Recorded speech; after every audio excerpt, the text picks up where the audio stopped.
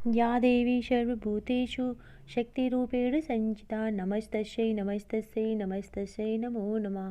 जय माता दी। इस अध्याय में दक्ष प्रजापति की तपस्या से प्रसन्न भगवती शिवा ने सती नाम से उनकी पुत्री के रूप में जन्म लिया। भगवती सती एवं भगवान शिव की परस्पर प्रीति की वर्णन है। एक बार की बात है, जगत की सृष्टि करने वाले ब्रह्मा ने दक्ष प्रजापति को हर्षित करते हुए उनसे कहा, पुत्र, मैं तुम्हारे कल्याण की एक बात बता रहा हूँ, तुम उसे सुनो। साक्षात भगवान शिव ने परम पूर्ण प्रकृति की आराधना की तथा उन्हें भार्या बनाने का विचार से उनसे प्रार्थना की। उस पर उस प्रकृति ने वह बात स्वीकार कर ली। अतः वे महेश्वरी कहीं न कहीं जन्म लेकर उन शिव को पति के रूप में अवश्य प्राप्त करेंगी, इससे मुझे कोई संदेह नहीं। वे प्रकृति जिस प्रकार आपकी पुत्री के रूप में उत्पन्न होकर शंभु की भार्या होवे, उसके लिए आप अति कठोर तपस्या के द्वारा भक्तिपूर्वक उनकी प्रार्थना कीजिए। वे इस लोक में भाग्य से जिनकी पुत्री के रूप में उत्पन्न हुई हैं, उनका जीवन सफल हो जाएगा और उनके पितृगण भी धन्य हो जाएंगे।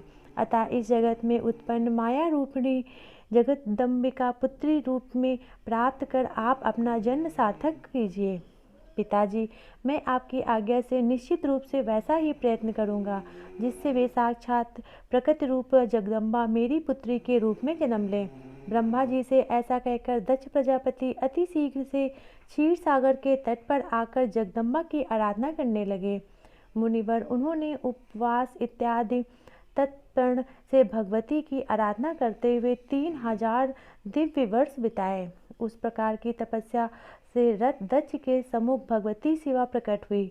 उनका विग्रह निखरे हुए काजल के समान था। वे 4 रूप में विशाल भुजाओं से युक्त थी। वे अपने हाथ में खड़ंग, कमल और अभय मुद्रा धारण किए हुई थी। उनके नेत्र नील कमल के दल के भांति सुशोभित थे। उनके दांत अत्यंत मनोहर थे। वे सुंदर मुंडमाला से विभूषित थी। दिव्य रूपी धारण किए हुए उनके बाल खुले हुए थे। अनेक विधि मणियों में शोभा पा रही थी। सिंह के पीठ पर सवार थी।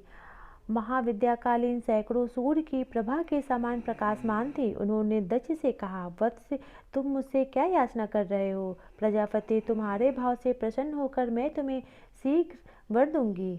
माता, यदि आप मुझ पर निष्पाप दया कर से प्रसन्न है तो मेरी पुत्री के रूप में मेरे घर में जन्म लीजिए।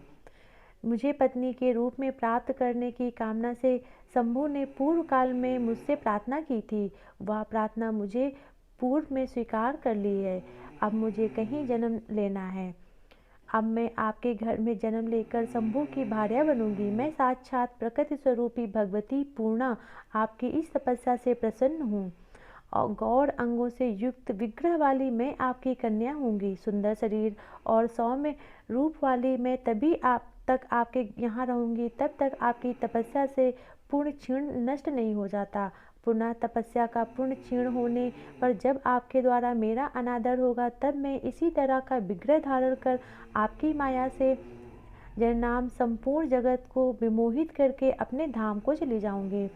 मुनिश्रेष्ठ, तीनों लोकों की जननी तथा उत्तम गुणों वाले प्रकृति देवी दक्ष से ऐसा कहकर उन्हें देखते ही देखते अचानक अंतर ध्यान हो गई और उसके बाद प्रजापति दक्ष ने भी अपने घर जाकर ब्रह्मा जी से उस वरदान के विषय में बताया जिसे जगत जननी भगवती ने प्रसन्न होकर उन्हें दिया था।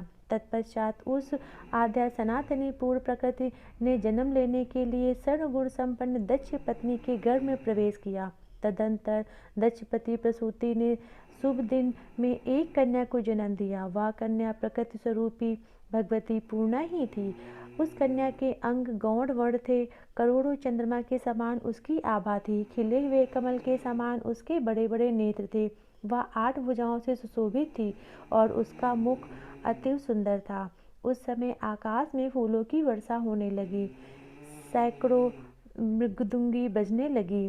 दिशाएं अत्यंत स्वच्छ हो गईं। तब पुत्री का जन्म सुनकर दक्ष प्रजापति वहां आ गए और उस कन्या को देखकर अत्यंत प्रसन्न मन वाले उस दक्ष ने बंधु बांधवों के साथ महान उत्सव आयोजित किया तथा 10वें दिन उस कन्या का सती ऐसा कहकर नामांकन किया गया। वह कन्या वर्षाकालीन मंदाकिनी की भांति प्रतिदिन बढ़ने लगी और चंद्रोदय के समान दिव्य क्रांति के रूप में सुशोभित होने लगी। प्रजापति दक्ष एक बार सुंदर मुख वाली उस कन्या को विवाह योग्य देखकर अपने मन में उसके विवाह के लिए विचार करने लगे। यह कन्या किसे प्रदान करनी चाहिए, अथवा ये तो स्वयं प्रकृति है जो अपने वर हेतु अपने से ही वचनबद्ध है, इसीलिए वह बात मेरी पूरी तक बहुत प्रयत्न करने पर भी किसी प्रकार अन्यथा नहीं हो सकती। जिन शिव के अंश से उत्पन्न रुद्रगण मेरी आज्ञा का अनुगमन करते हैं, उनको बुलाकर वह रूपवती कन्या देने योग्य नहीं है। इसीलिए शूलधारी शिव को बिना आमंत्रित किए श्रेष्ठ दैवदैत्य गंधर्व और किन्नरों की एक शिवशूल सभा बुलाकर मुझे स्वयं यज्ञ का आयोजन करना चाहिए। तब वही होगा जो विधि का विधान होगा। तब अपने मन में भली भांति ऐसा निश्चय करके मनस्वी दक्ष प्रजापति ने सभी देवताओं तथा असुरों को बुलाकर बिना शिव के ही सभा का आयोजन कर दिया। सती के उस अद्भुत तथा मनोहर स्वयंवर में देवताओं और दैत्यों ने मुनियों की क्रांति से सारी सभा अत्यंत सुशोभित हो रही थी। वह सभा सूर्य के सदृश तेजमयी और चंद्रमा के समान क्रांतिमयी होकर सुशोभित हो रही थी। मुनिवर दिव्यमाला और वस्त्र तथा स्वर्ण के मुकुट धारण किए हुए श्रेष्ठ देवगण उस सभा में विराजमान थे। मणियों तथा स्वर्ण सजाए हुए उनके रथों, घोड़े और हाथियों एवं विभिन्न वर्णों से ध्वजों, छत्रों और पताकाओं इन सभी से सुसज्जित था। दक्षपुरी क्रांति युक्त होकर शोभा पा रही थी। सैकड़ों हजारों नगाड़े, मृदंग और ढोल बज रहे थे। इस ध्वनि से सारा आकाश गूंज उठा। उस सभा में गंधर्व मनोहर गीत गा रहे थे और सैकड़ों हजारों श्रेष्ठ अप्सराएं आनंदित होकर नाच रही थी।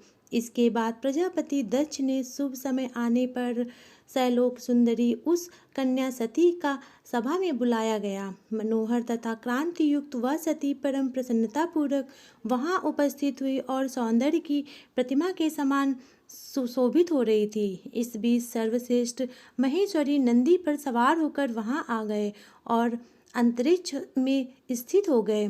तदंतर शिव विहीन उस सभा को देखकर प्रजापति दक्ष ने अपनी परम सुंदरी सती कन्या से यह कहा, माता, यह देवता, असुर, ऋषि तथा महात्मा लोग यहाँ उपस्थित हैं।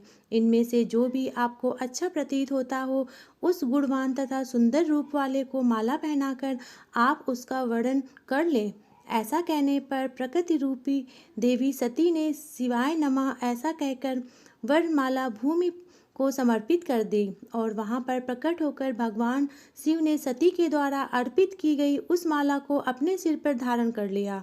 रत्नों से विभूषित समस्त अंगों वाले करोड़ों चंद्रमाओं के समान प्रभा वाले दिव्य माला तथा वस्त्र धारण करने वाले दिव्य गंधर्वों से लिप्त शरीर वाले खिले हुए कमल के समान तीन सुंदर नेत्र वाले दिव्य रूपधारी भगवान सदाशिव सती के द्वारा उस माला को धारण कर प्रसन्नता पूर्वक सभी देवताओं के देखते देखते उस स्थान में अंतर ध्यान हो गए।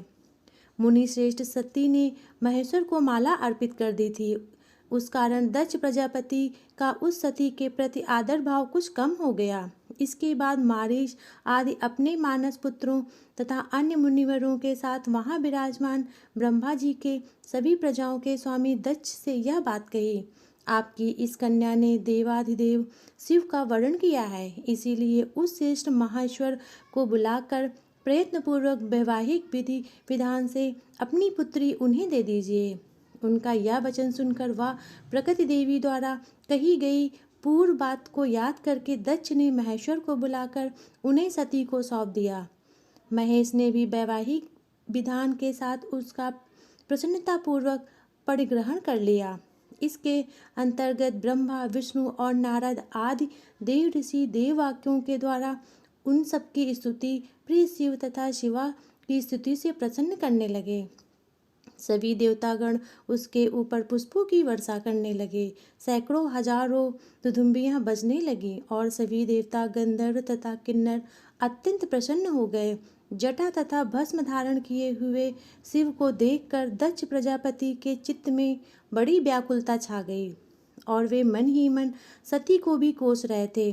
तत्पश्चात सभी लोगों में एकमात्र सुंदरी सती को साथ में लेकर महेश्वर हिमालय के अत्यंत सुंदर शिखर कैलाश के लिए प्रस्थान कर गए। मुनि श्रेष्ठ महादेव के साथ सती के चले जाने पर दक्ष प्रजापति का दिव्य ज्ञान विलुप्त हो गया। इस प्रकार श्री महाभागवत महापुराण के अंतर्गत श्री शिव नारद संवाद में सती विवाह वर्णन नामक चौथा अध्याय संपूर्ण हुआ। जय माता दी।